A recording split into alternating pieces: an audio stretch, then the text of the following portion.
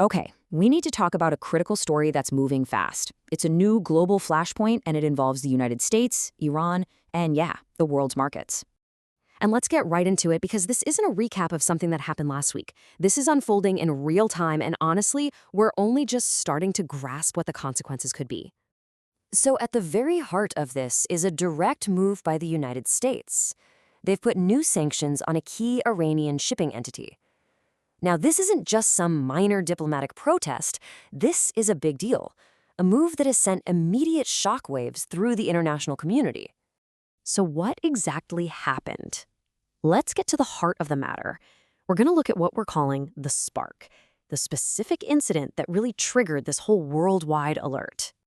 We're using this word flashpoint very deliberately. It means we're at a moment where a really volatile situation is likely to just erupt. It's a situation that's truly balanced on a knife's edge. So, what was the trigger? Well, it all comes down to one specific event: the seizure of a cargo ship in the Strait of Hormuz. The U.S. has linked this ship directly to transport for Iran's Revolutionary Guard. And that single incident, it basically lit the fuse for everything we're seeing now. And the fallout was pretty much instant. Iran immediately condemned the action. Meanwhile, you've got European allies issuing public calls for everyone to de-escalate. It's pretty clear the world is taking this threat very, very seriously. These things never happen in a vacuum. They always create a ripple effect. And the first place we usually see that effect is in the global economy. So let's take a look at how this tension could already be impacting all of us. Right, the most immediate sign of trouble is right here: oil prices. They're sort of a barometer for global stability, and they jumped almost immediately after the incident. That sharp spike you see, that's pure market anxiety in visual form. But this uncertainty, it goes way beyond just the oil markets. The entire mood of the global financial world has shifted from, relative stability to this deep anxiety. And if there's one thing global markets absolutely hate, it's the unknown.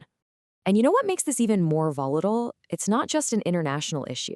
With a contentious election year ramping up in the US, the administration is facing a ton of internal pressure to appear strong. And that could really limit its diplomatic options and make the outcome way more unpredictable. So, with all these different pieces moving, the big question is, what happens next?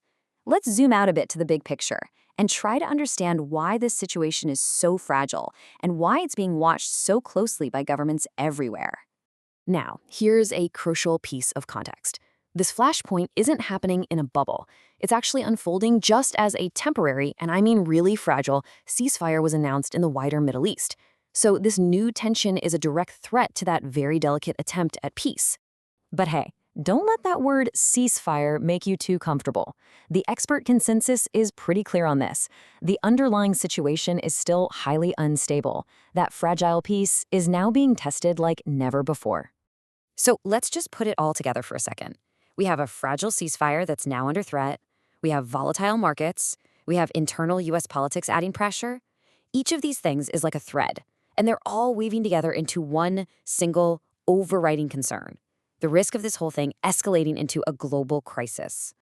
And this brings us to the final, kind of sobering thought here. This isn't just about one region or a handful of countries. If this situation gets any worse, the impact could be truly global. We're talking economies and security far, far away from where this all started. And we just have to remember that this is just a snapshot.